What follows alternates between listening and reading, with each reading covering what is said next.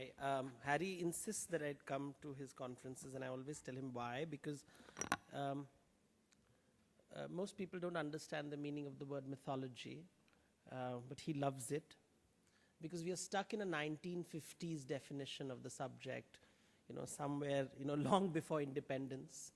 The meaning of the word was very different, and in the 21st century, it has a very different meaning. Mythology is about how people think. That's all. It's just a fun way to figure out how people think. So if you want to understand how people think, you have to understand mythology. Democracy is about how people think, and development is also about how people think. So mythology is just that. It's as simple as that. When we use the word reality, what we are really talking about what happens to our body. Mythology is about what happens to your mind. When you use the word reality, we are really talking about things. Mythology is about thoughts, how you think. So quick 1 minute on what is mythology in little detail. Mythology is the assumptions on the basis of which you conduct your life. So all persons in this room, in this country, the smartest guy on the panel, they all have certain assumptions. And their assumptions makes them passionate and theatrical. But it remains an assumption, which they believe is real. For the outsider, it is just an assumption. So you have religious assumptions, you have secular assumptions, you have tribal assumptions, you have national assumptions, you have international assumptions, you have personal assumptions, organizational assumptions, brand assumptions. All of us have certain assumptions. And these assumptions tell us how the world is, how the world should be, what is my role in society, what my role should be in society. The fact is, no human being is born with a manual.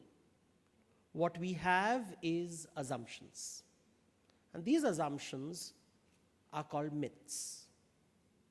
It's a very disturbing idea sometimes, because we would like to believe we live in real worlds and our revolutions are real.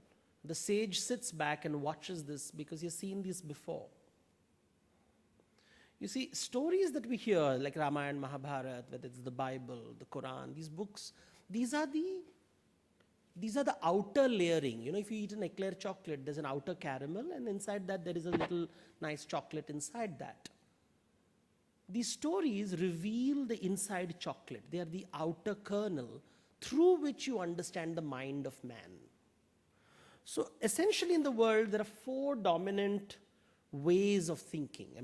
I'm simplifying it for the sake of the audience. Broadly, there is the Greek way of thinking. So whenever somebody uses words like hero, villain, victim, chaos, these are words you'll say, ye Greek mythology se aaya hai. Very popular amongst activists.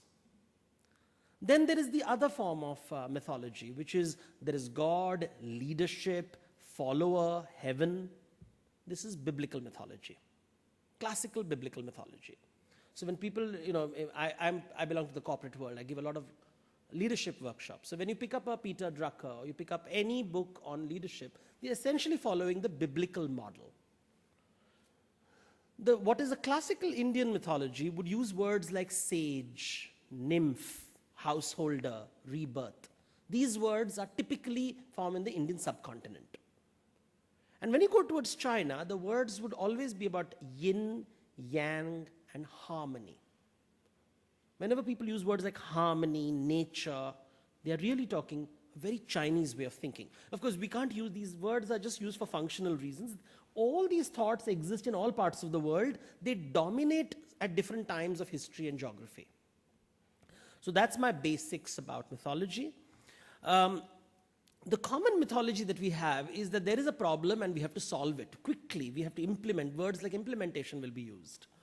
So look at this. This is a story of Alexander. When he entered Asia for the first time, he found a Gordian knot. A Gordian knot is impossible to open up because all the ends are tied and you cannot open the knot. India is something like the Gordian knot. You can't find where the problem is, so you can't unravel it. So what did he do? He took a sword and he cut it. And he said, there, I've solved the problem. Now the Gordian knot has been undone. This is called an Alexandrian solution to a Gordian knot. And you find many Alexanders in India. Indian method of thinking would be cause and consequence. For every action, there is a reaction. All implementation come with their own negative consequences and positive consequences.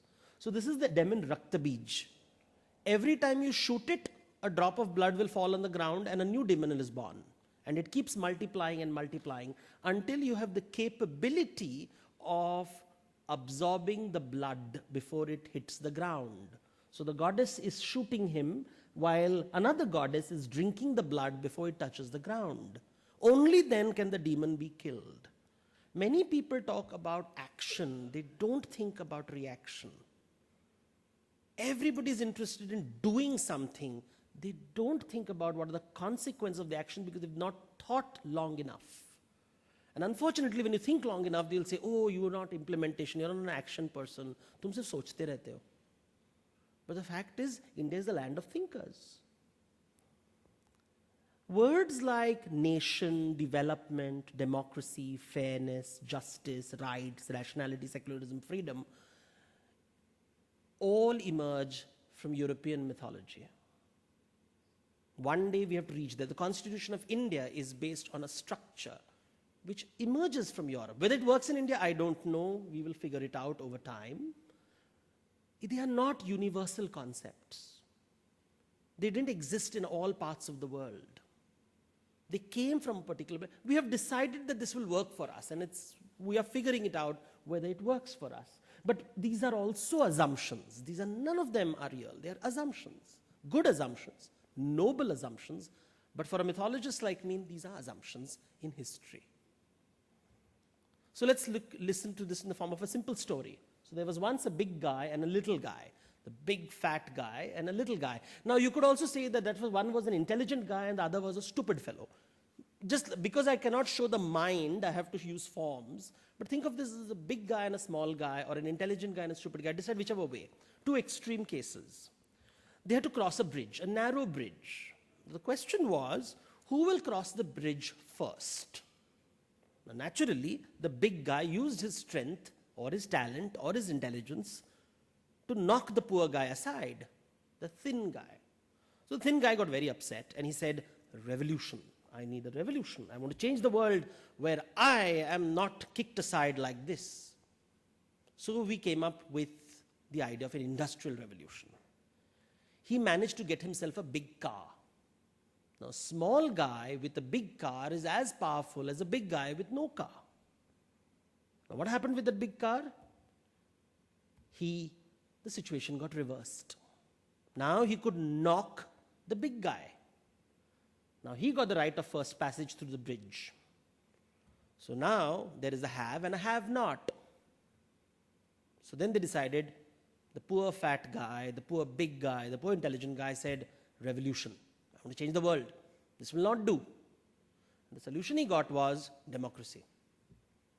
We need consensus.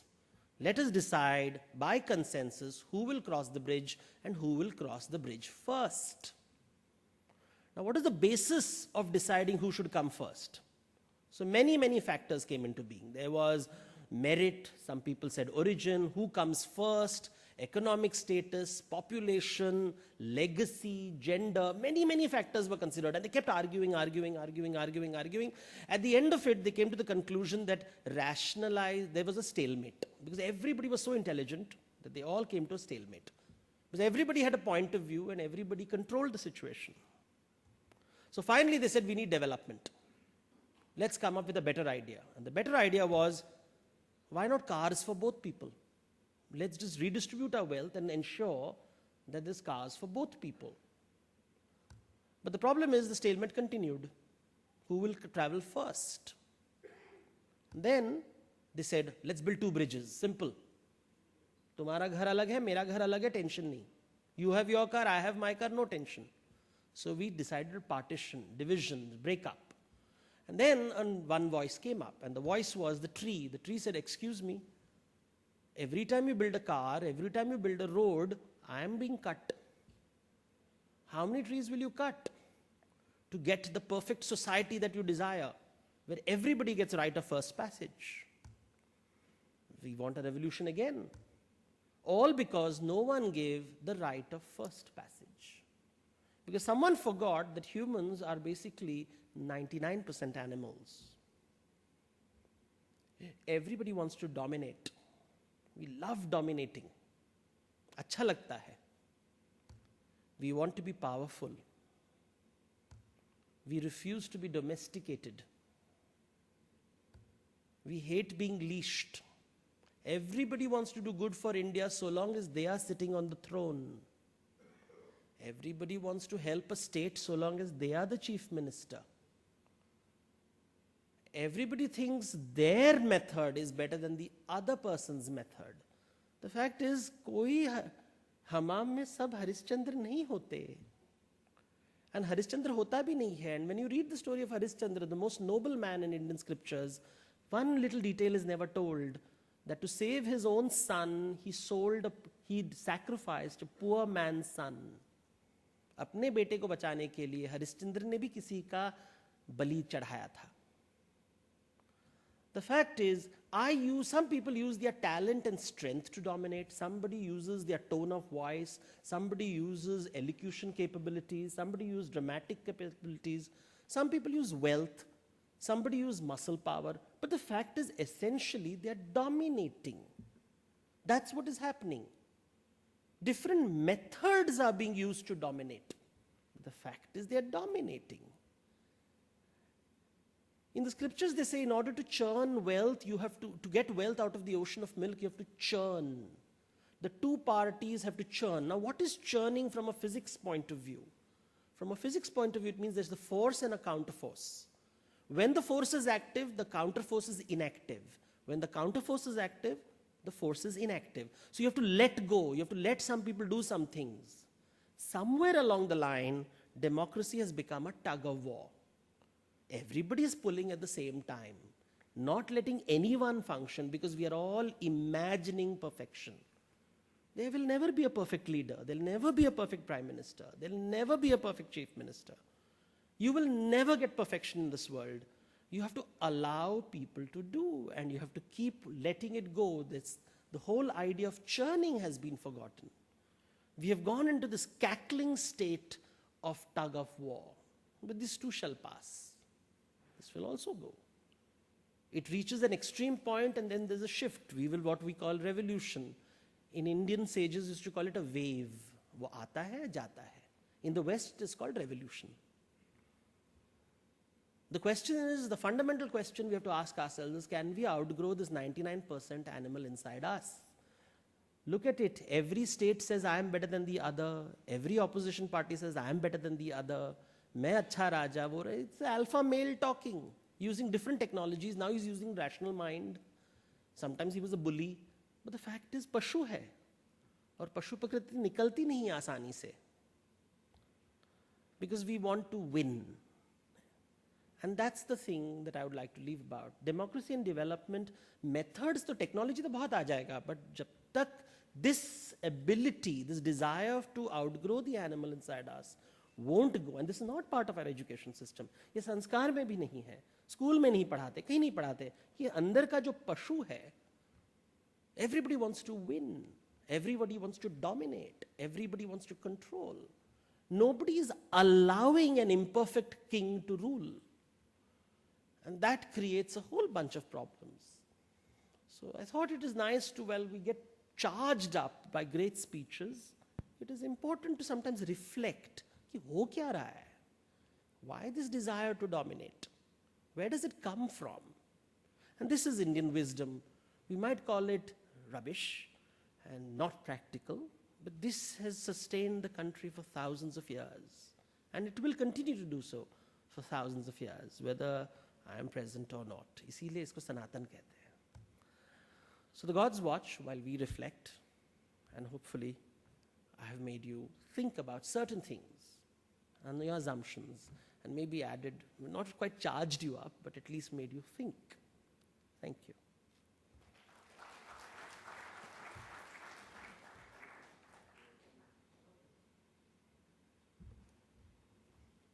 Any questions? Yes, sir.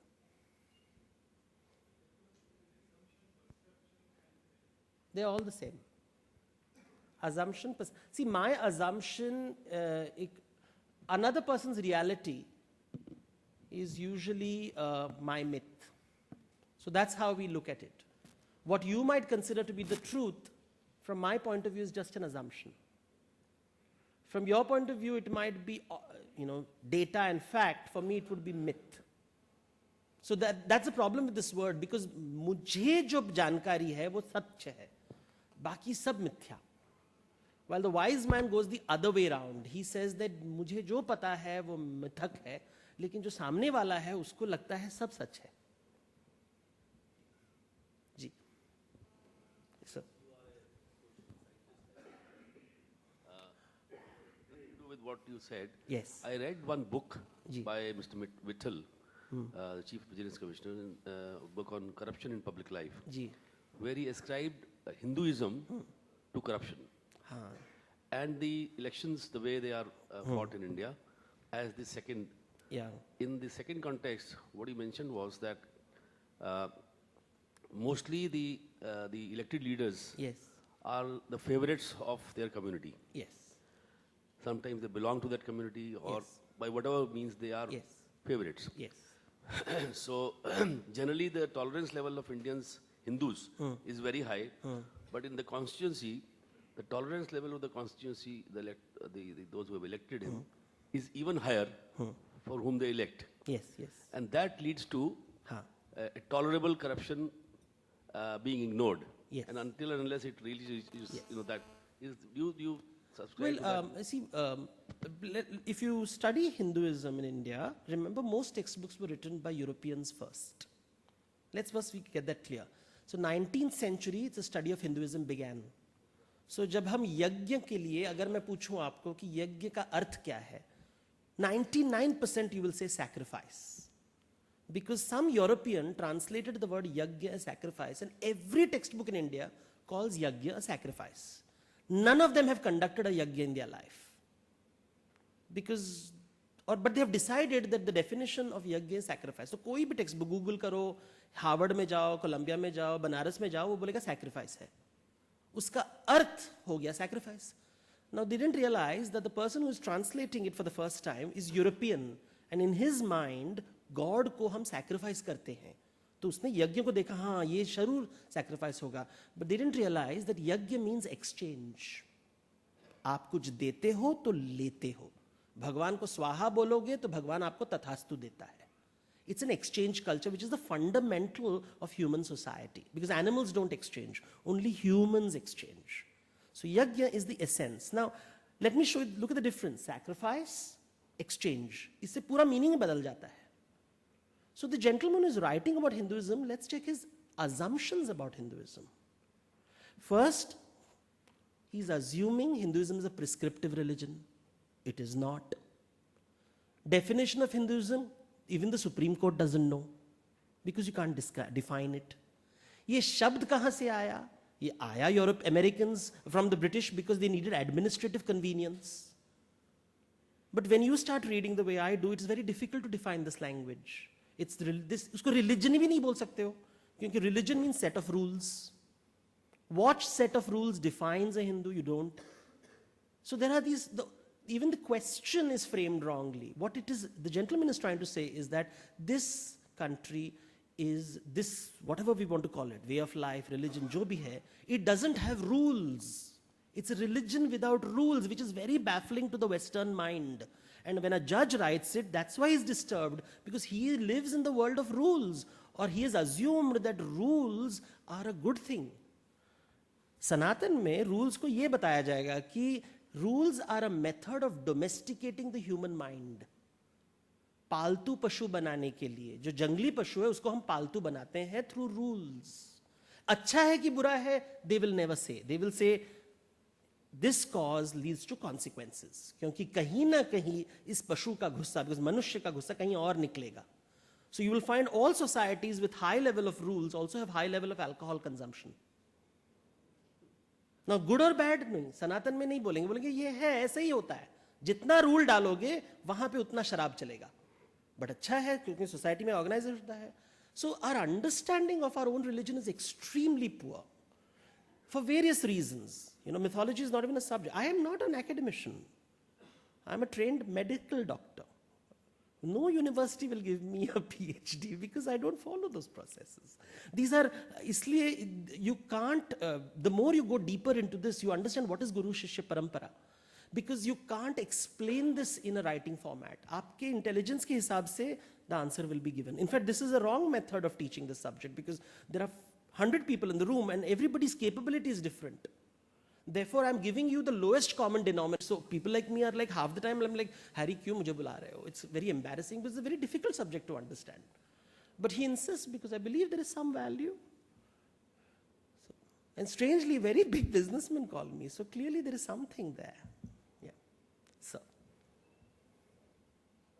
can we get the mic to the gentleman, please?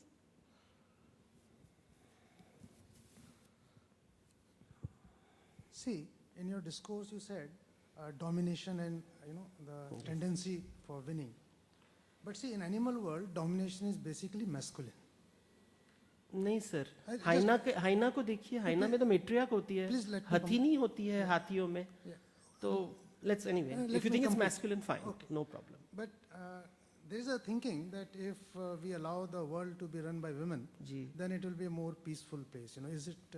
वो assumption है ना. अभी तो मैंने कहा हाथियों का झुंड तो हथीनी होती है, हाइना में तो मेट्रियार्क होता है. ऐसे थोड़ी ना. नेचर में कोई डिवीजन नहीं होता है मादा और स्त्री में. ये मनुष्य में होता है. It is a human nature. In the nature, nature doesn't look at male, female. Nature is prani hai. If it lives, it will survive. If it will not, nature does not know how to discriminate. Humans discriminate. We have decided to discriminate on the basis of biology. So nature mein nahi, the beehive, the famous beehive is controlled by queen bee. So, yeah. So one here, this gentleman, and a gentleman there. जी. हाँ श्री देवदत्त जी, ये आपकी महानता है ये कहने का कि मैं ये शिक्षक नहीं हूँ, मगर आप ही की तरह श्री शिवानंद, वो भी मेडिकल ये प्रैक्टिशनर डॉक्टर थे. उसके बाद शिवानंद महाराज हो गए. हाँ, और मैं ये आपसे कहना चाहता हूँ कि आप जैसे लोग जो आज हिंदुस्तान माने ये भारत में हैं, आप इतनी अच्छी तरीके से ये जो वर्ड हिंदुइज्म है क्यों है, मैं आपके आर्टिकल पढ़ता रहता हूँ. And today I'm so fortunate that I'm here. Actually, I just wanted to get myself ready. And आपके ये 9:30 बजे होने वाला था, मगर थोड़ा मन को लेट हुआ.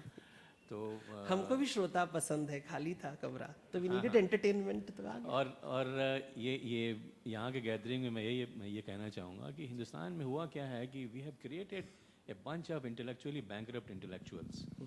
They have no idea, what this country is, what the science means. If you ask anyone about the electrons, they will say Cavendish है. उनको पता नहीं है कि कितने हजार साल पहले जैनिज्म वगैरह में ये प्रतिसमत पद है, ये सब एक्सप्लेन किया हुआ है. तो उसको जानने में कोई मतलब ये हर्ज नहीं है. खास करके आप जैसे मगर ये गुरु मिले जो कि हिंदी इतने मैंने फक्र से बोलते हो स्टेज में आकर के, तो शायद हिंदुस्तान का भला होगा कुछ. धन्यवाद. I don't think that was a question. No, but you must remember that when you use words like you have to, when you're studying these subjects, you have to be very careful. इसको adjective नहीं दे सकते, इसे मेरा नहीं कह सकते. अगर आप मेरा कह दो तो वो सनातन नहीं रहता है. You see, when we became free, when India became free, we decided to draw a line from Upanishad. Satyamev jayate nanritam satyena pantha vitato devyana. But what we have done during the last 67 years is 180 degrees opposite to it. Where is the solution? Yes. I'll tell you something. Let's look at, the problem is unfortunately, I don't give solutions, I give reflections. But Satyameva Jayate, I was called by that Mr. Amir Khan to talk, and I started laughing. I said, तुमको अर्थ पता नहीं है इसका, लेकिन ले लो, because the popular meaning is what? The truth shall win. Now the problem is, सत्य का अर्थ क्या होता है? I'll take 1 minute so that Satya means जिसमें माया नहीं होता. And Maya is anything which you measure. When you measure things, this is good, this is bad, this is right, this is wrong, ये सही है, ये गलत है, ये स्टेट में मोर डेवलपमेंट है, वो डेवलप नहीं है, ये डेवलप्ड इमर्जिंग मार्केट है. जब आप मापदंड इस्तेमाल करते हो, उसे संस्कृत में या मतलब सनातन में माया कहते हैं. जब आप मापदंड की दुनिया से निकलते हो, उसे सत्य कहते हैं या सत्य कहते हैं. Then comes the word जय. सत्यमेव जयते. जय और विजय, we have two words in Sanskrit for victory. एक होता है जय, दूसरा, दोनों का अर्थ क्या है? अलग अलग अर्थ है. जय, विजय में किसी का पराजय होता है, जय में किसी का पराजय नहीं होता. तो सत्यमेव जयते का अर्थ कुछ अलग ही है कि may you discover the wisdom outside this measurement. But look at the entire show. The entire show was good people, bad people, villain, victim. ये तो माया था, ये थोड़ी ना सत्य है, ये थोड़ी ना जय है. वहां पे तो विजय की प्राप्ति के लिए चल रहा था युद्ध. So the earth, Upanishad is a very subtle subject. Line तो हमने कॉपी पेस्ट कर दी बिकॉज हमने ट्रांसलेशन यूरोपियन की देखी ना, लगा दिया सब जगह पे सत्यमेव. अर्थ क्या है? अर्थ is a very complex idea which is above measurements, where nobody is losing, where everybody is winning. There is no corrupt person. There is Here you see everybody is a loser. अभी वही तो माया है ना, दुनिया तो माया ही है. We will live in the world of measurements. आपने कहा कि we have the capacity to live with imperfect kings. Because we, Yeah, 67 years, majority of the prime ministers have been imperfect. well, there is no perfect king. There is no perfect king out there. This is the life you have been given. ये तुम्हारा कर्म है. You have to work at it and try to make your environment as positive as possible. Your workspace. Try to focus on that. This whole desire to change the entire world is a dramatic savior complex. It comes from, as for me, of course, people will not agree, but it is the classical Western model. दुनिया को हम बदल देंगे. पूरी दुनिया हमारी जैसे. Every whole world should be like Singapore. We should all be like Singapore. Singapore is such a good country. पूरी दुनिया को सिंगापुर बना दो. 5 million people. India, 1200 million people. So if everybody was like Singaporeans, we would be a happy country. I guess so. I mean, that's also an assumption. It's a good thing. It's a question. Can we take a question? Yeah. Can you take a mic? Can you take a mic? Yeah. Let's wait for the mic. Patience, क्या जल्दी है? I'm sure the next session is, yes, please. I just want to know, you say Singaporeans are very happy, but has anybody asked the Singaporeans if they are happy? Here we assume. So we assume a lot of things. Since we are convinced we are the unhappiest country in the world. I don't think so. If we were so convinced, we would not be standing here and airing our views. क्या करें? होता है ऐसे. ठीक है. The fact that we have freedom of speech and thought, Of that course I know itself that. is a big thing. And here everybody talks of development, and because we are a democracy, we are able to express ourselves. And each development is area-centric. Absolutely. It is model is good for Kashmir is not good for Tamil Nadu, and what is good for UP will not work in Maharashtra. Absolutely. Yeah. So everything has to be area and individualistic. We have to become individuals and contribute our little mite to the nation. Thank you. I think. Sir, I have a question. Who is managing the time? I can go one, on. one question. Yeah, somebody. I think that lady over there, and then we'll have the gentleman here. You spoke about allowing the imperfect ruler to rule, and earlier, just before that, we heard words like we are tolerant, we are being tolerant, and that is also perceived as being detached, as being self-centered. So how would you relate the two things? Is there a difference? Is there a fine line that divides, or do they coexist? This is also a myth. The opposite is also a myth. So don't allow. क्या फर्क पड़ता है? That's also okay. Everything will have a consequence. You have a very good man as your king, he will make you be good. If you have a very honest, good man, he will ensure that the world is good. You see, the Ramayana and Mahabharata were written in a very particular way. Ram is a rule follower. Left नहीं देखता है, right नहीं देखता है, rule ही follow करता रहता है. इतना का follow rule किया कि पत्नी का त्याग करता है. तो राजा राम को राजा बनाओगे नहीं, तो बोलोगे कृष्ण को राजा बनाएंगे. प्रेम है, love है, he doesn't follow any rule, he breaks all the rules. Kurukshetra करेगा, हजारों को मारेगा और सब दिल तोड़ के चला जाएगा. तो राम या कृष्ण या कोई नहीं, चलो किसी और को पकड़ते हैं. We are constantly looking. The rule follower, Ram, who abandons his wife. The rule breaker, Krishna, who breaks your heart. Choose. Everybody will come with a consequence. Rakta Bij. That is not understood. Development comes at a price. Democracy comes at a price.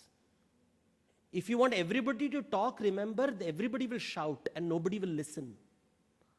So democracy gives us the freedom of speech, doesn't create the maturity to listen. They're two different things. So everybody has a voice, but nobody seems to have remembered they still have 2 ears, 1 mouth. So we don't listen.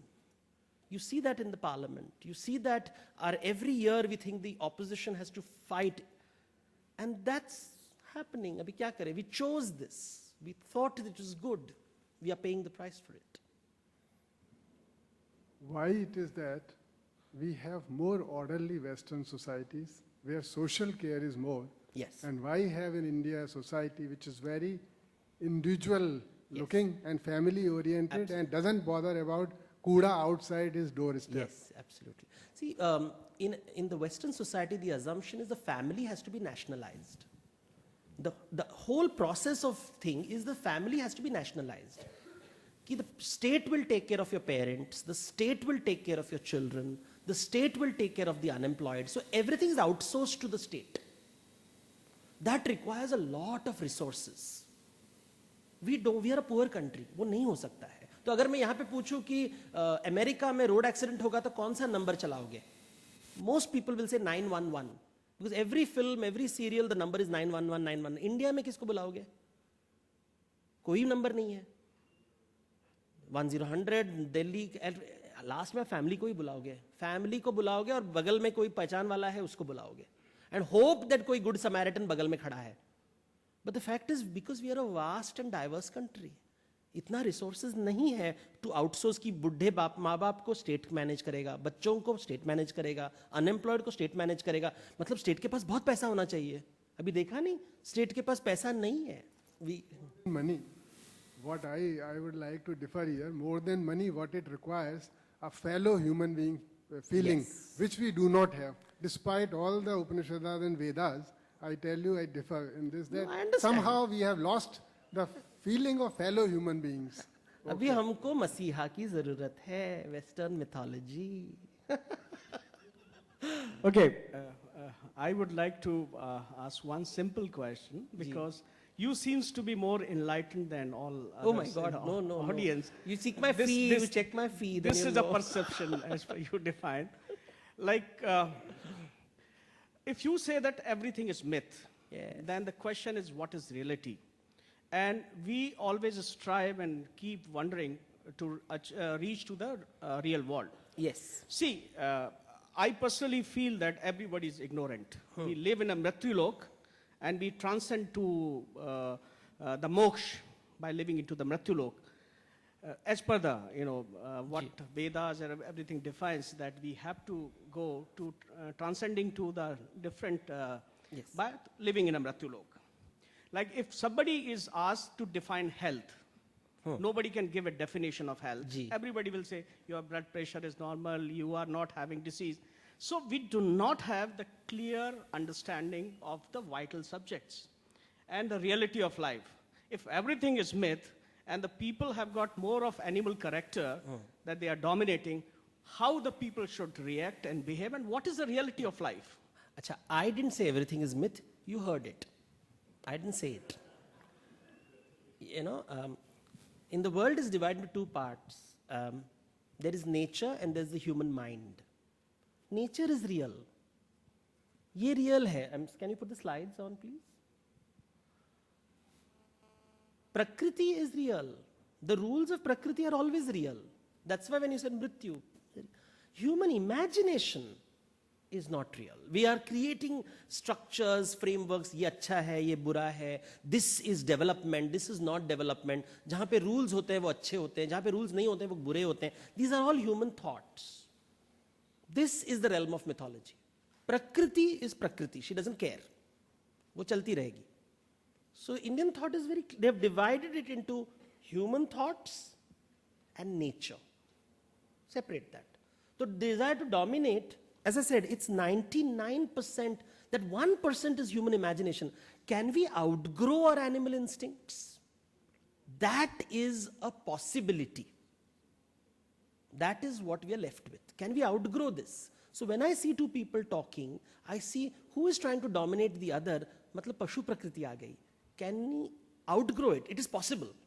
That is what Indian thought is. कि उसी एक चीज को manage करते रहो, सब problem solve हो जाएगा. एक चीज को मैनेज कर लो कि तुम your desire to dominate is outgrown. उसे मोक्ष कहते हैं और कुछ नहीं. On that very powerful note. Thank you. Thank you so much. Oh. I just wanted to, we heard Mr. Seth just before you, and he says he condemned everything, and he says the good idea is to jump into the Arabian Sea. And then we heard you, and he says whatever happens, it happens. It's a cause and effect. So the good effect is to jump into the Arabian Sea. So, I mean, basically, where are we leading?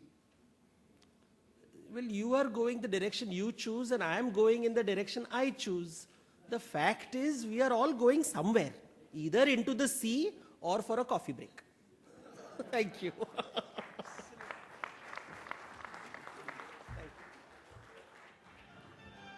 One small disclaimer before you go, switch off the music. Devdutt and I always have this argument, power walon ko bulate ho, unko kya interest hai? And every time he gives an amazing exposition of something or the other. I just want to share with you that there is a film made by Devdutt and a little bit of contribution from our side called Expanding Imaginations, which is there on the YouTube. Please go and see it, and I think a lot of your questions will get either answered or you'll get very confused. Depends, again, as Ramesh Narayan says, you're going towards a direction of chaos anyway, so either the Arabian Sea or the Arabian Sea, so you'll be okay. On that happy note, Devdutt, a round of applause for this fantastic presentation. Thank you.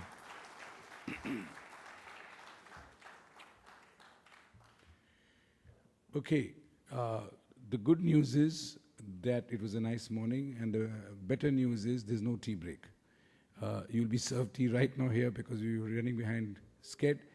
If you object to that, please lynch those guys who ask too many questions. It's not our fault. We are going to start the next session. We're just going to take a couple of minutes, and we have to get back to the meat of the conference, which is the power sector, which is what we are all here for. But in the meantime, I'm just going to give you a couple of minutes to digest, if you can, all that you've learned between Rakta Bija and Moksha and Mr. Seth's concepts and the exciting thoughts that Pawan talked about. And after you figured it all out, let's get to a much easier subject compared to all of this, and that is the power sector and its problems in India. So I'd be very happy if we can call the speakers on top. Can I have a copy of the program, please? Can you get the speakers going? Change the template. May I invite Mr. Vimal Kirti Singh, Principal Secretary, Energy, Jharkhand, Mr. Vikas Singh, Senior Advocate and the former Solicitor General of India, Mr. Ajay Kumar from BSES Rajdhani, Mr. Gopal Jain, Advocate Supreme Court, and Mr. Devdutt Pattanaik, Senior Director, Deloitte & Touche.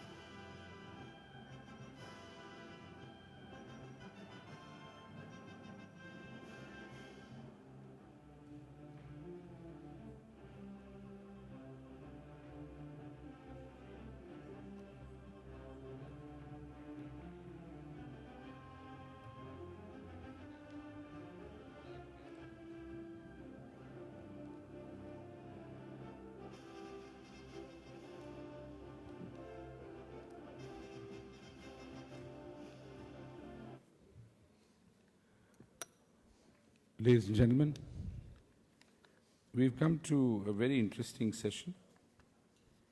In my mind, I think this is very well connected to the morning.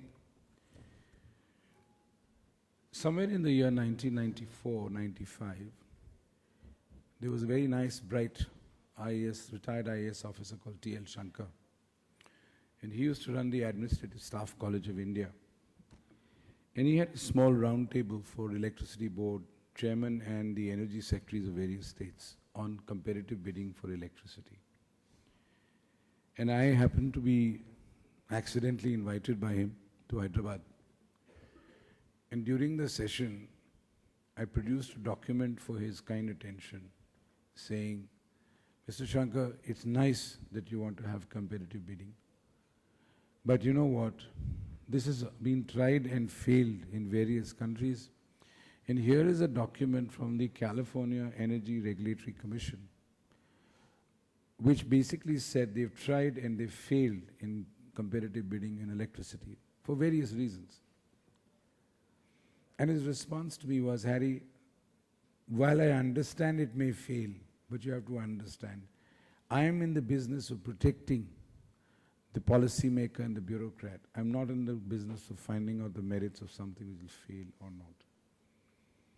Today in 2013, early part of 2013, we are witnessing that perhaps those ghosts are back to haunt us. While the CAG and others want us to be very transparent and very, very clear about all that we want to do in the power sector, the challenge that we have is that it doesn't work because of various reasons. And one of them I remember telling you yesterday was the fact that if it's a 3 rupee cost of electricity, 2 rupees is fuel, which is outside the control of the regulator and the power policy maker. And so if you're going to have a competitive bidding for power, then the chances are you will have competitive bidding, but not power. The bidding part will be fine. Again, we went through this brilliant exercise of the ultra mega power projects. Very ambitious scheme. We launched the SPVs. We made sure all the clearances were taken by a government nodal agency. And we thought we sorted it all. This problem has cropped up once again where 2 or maybe 3 or maybe more ultra mega projects are having difficulties in fulfilling their contractual obligations. And why is that so? Because of circumstances beyond their control. And this was well known to the policymakers way back in the mid-90s. And so when I produced that document, which I got from the California Energy Commission, I thought it would have some credibility and some traction with our bureaucrats. But apparently it was not to be, so it didn't happen. This panel today discusses a very interesting aspect in the context of the environment we are living in the scam environment, so to call it. You know, the scam era. There was the Mughal era, now we are the scam era, where everybody is, a crook and everybody is suspiciously looked at, and there's no sanctity of anything, and nobody can take an honest decision, because how can he be honest? Nobody's honest anymore. So since we've all become corrupt, and our new guru is the Lord of Corruption, so how do we then do competitive bidding in the power sector? And how effective is it going to be? It's a very interesting discussion. And then further, this concept of sanctity of contract. And I just want to say one thing to the audience here. Having watched how project finance was structured in America in the late 80s, early 90s, and then having watched how we tried to do project finance in India, and the companies which tried to do it, particularly the famous word Enron, see, we were right. Enron was a chore company because they were doing chori in America also, so they must have been chores in India as well. The lack of information flow and the lack of understanding that off-balance sheet financing is how America built its entire infrastructure throughout the 1800s by borrowing money from European banks and European citizens. We missed a boat. And so we missed a very important opportunity for this country to build its infrastructure in the hullabaloo of what I would call democratic misinformation and misunderstandings. Enron, on its part, would not disclose its contracts in advance to people whom it didn't know, because that's the American way of doing business. And it'll make sense to you if you've just finished the session with Devdutt. And the Indian public wanted to know everything that they had signed, everything that they had done in advance before the contracts were closed. Because they were being viewed suspiciously, because somebody or some group of people opposed them. Now, I'm not sitting on judgment on who is right and who is wrong. The fact of the matter is, we invited them as a country, and we threw them out as a country. But the fact is, the result of that has been that we had not had any major long-term foreign investment in the power sector post-Enron. Even when the UMPP calls were sent out, no major foreign player wanted to take part in it. So obviously, this business of sanctity of contract becomes very important, and for a very simple reason. And that is that if you are going to have a 30-year, 40-year project, and you are going to invest based on the fact that you'll get your returns over 30, 40 years, and then in 2 years or 3 years or 5 years, your contract will get derailed, or the rules will be changed, or somebody will come and say 5 years down the line that with retrospective effect, I'm passing a new law. This is definitely not going to help you build your infrastructure. So ladies and gentlemen, lack of sanctity of contract and rule of law is extremely important. And let me acknowledge here that there are some very important people sitting not only on stage but also in the audience who perhaps are aware of this issue and are wondering what should be done next. So at the end of the session, I expect a lot of question answers. Lastly, I just want to say that if you really want this country, I mean, if you heard the dialogue between Bihar and, Pawan Verma's conversation about Bihar and the center, and now with the food security bill, there's a lot of debate on how much of the level of deficit is going to go up in the country. There is no money with government, really. Despite Mr. Chidambaram's best efforts at pressurizing businesses through the income tax department to do all kinds of things to recover some money, it's not happening. And the second thing that's not happening is there's no foreign investment. And the third thing that's happening is that every sector which was critical for the development of this country in terms of infrastructure is now scammed to death. So whether it's roads, whether it's power, whether it's telecom, everything is scammed. And so nobody wants to take any decision. Now in these happy circumstances, I'm going to leave it to this panel to cheer us up and tell us the way forward on the issue of competitive bidding and lack of sanctity of contract. Let me end by saying, again, in the same vein as Devdutt said, we were a culture which believed in the concept of by your word. Raghukul reet sada chali aayi, pran jai par bachan na jai. And so we used to have our ancestors giving up their lives, giving up their wealth, giving up their realm for what they had said once by word. But now we become experts at not only not following, but also disregarding even written contracts. So I leave you in the able hands of this fantastic panel. You have to forgive me, my voice is a little wonky, but I'm going to leave you in the hands of this lovely panel. And I've requested my friend Subhranshu to play the role of the rapporteur. And I'm going to request Mr. Vimal Kirti Singh to chair. Thank you. Thanks, Harry. A very good morning to all of you.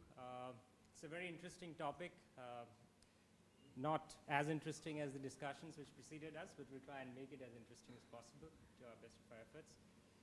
Just to give a backdrop of where this subject is coming from, and I can only premise because we've been given this subject. The fact is that there's certain facts on the table that we've not had an ultra mega bid out since 2009. Probably the last ultra mega which was bid out was in 2009. We've not had a case one bidding until two of them happened in 2013 since 2010. So a 3-year hiatus in case one competitive bidding. We've not had a transmission project bid out since 2012. We had one in 2012. Before that, most of it happened in 2010. So there have been a lot of uncertainty around competitive bidding since probably 2010, 8, 9, 10, when there were the golden times for competitive bidding, and a lot of projects got bid out under the Section 63 guidelines, and MOP bringing out those guidelines quite transparently. So a lot of concerns have since arisen, and for valid reasons. A lot of them concerning fuel side issues, a lot of them concerning implementation issues which got discovered as the projects were implemented on the ground. Some of them to do with foreign jurisdiction issues like the Indonesian regulation which propped up, which is pretty well known now. CERC has a judgment on 2 contracts which affects those, and a host of other problems that's since cropped up.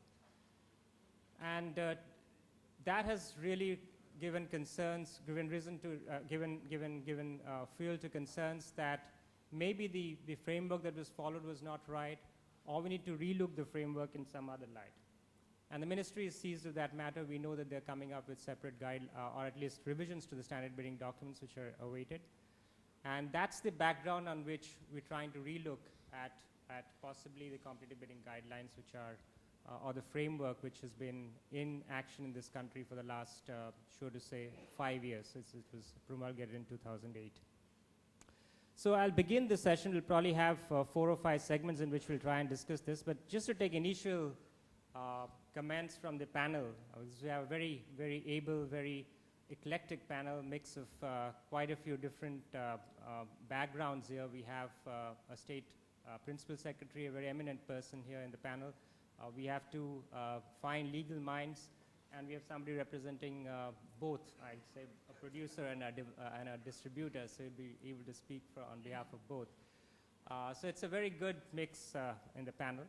Let's start by asking a fundamental question, because a lot of times we get asked this question in the power sector as to whether the competitive bidding framework has failed us, because in all honesty, it is something which is enshrined in the Act itself and the national tariff policy. A very important part of the national tariff policy is competitive bidding and transiting to competitive bidding for all kinds of procurement going forward, in generation and transmission in particular. Given that framework, I would like to start by asking the panelists whether we are trying to shoot the messenger. Are we getting the message wrong as to competitive bidding? Or is it that the stakeholders or the framework itself, the design of the framework, has been faulty? So just initial views. We'll get into specifics as we go along. We'll discuss that in segment. But your initial views on whether you've started feeling that the competitive bidding framework is all wrong, or is it that certain parts, maybe the stakeholders have not reacted to it properly, or is it that the framework, design of the framework in some parts have been faulty and that needs to be corrected? So maybe initial reactions there, and then we'll probably take it on.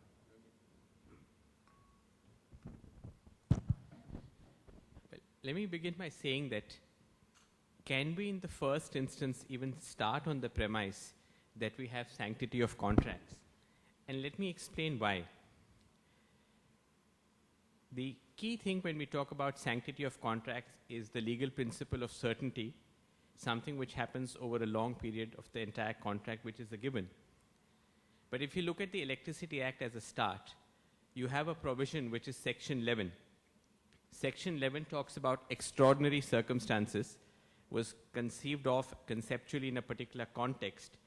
But Section 11 is nothing but an exception to the rule of sanctity of contracts, because in an extraordinary circumstance, if a direction is given, you actually override a contract. So embedded within the provisions of an act lies an inconsistency, obviously deliberately put, but I'm just questioning the very fundamental assumption of a sanctity of contract. The next is this unique interplay that we have in India between policy, regulation, and contract, each of which pulls in 3 different directions.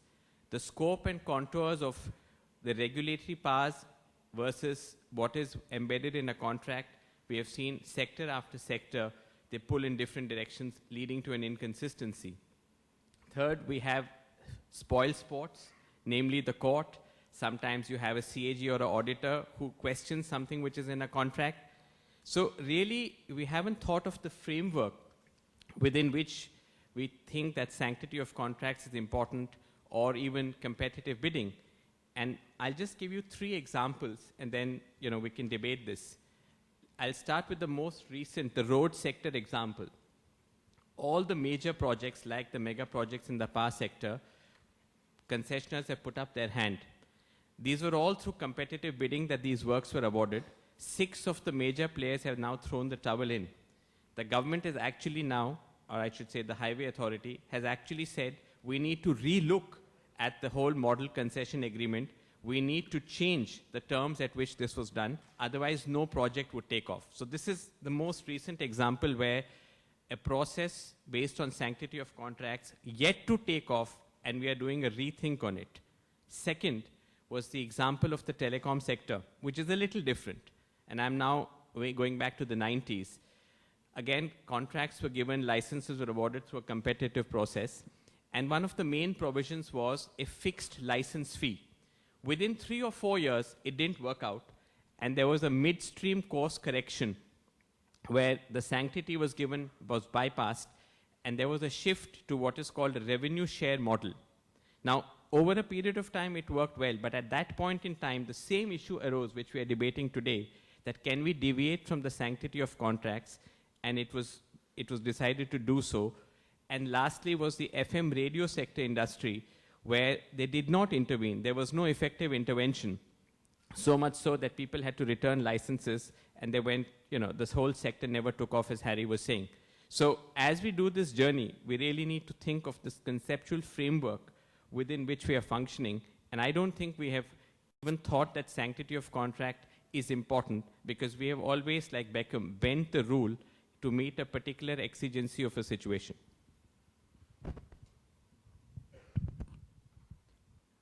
I will come back to the question which Shubhro started, that has this structure failed, or is there any imperfection in the structure?